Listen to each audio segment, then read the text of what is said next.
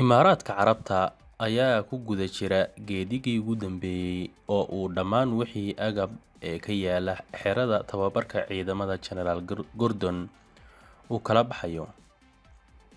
Goobjoogayaal ayaa xaqiijiyay in galabta ilaa caawa ay gaadiid fara badan ka soo baxeen xerada General Gordon, waxaana gaadiidkaas ka mid ahaa kuwa ciidamada, booyado iyo gaadiidka aan xabadaha karin oo ay isticmaaleen saraakiisha tababarka Imaaraadku.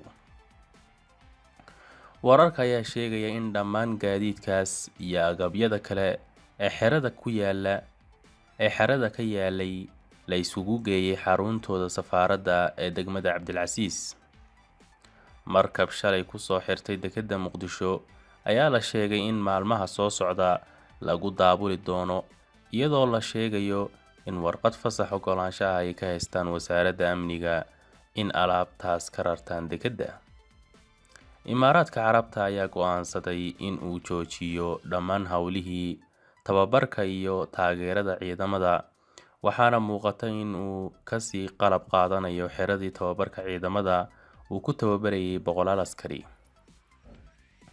Lama oga go'aanka kama dambaysta ah ee uu qaadan doono marka dhammaan wixii agab uu ka rarto Muqdisho, iyadoo aanay kala caddayn mustaqbalka safaaradooda Muqdisho inay sii joogi doonaan diblomaasiyiintooda iyo in kale.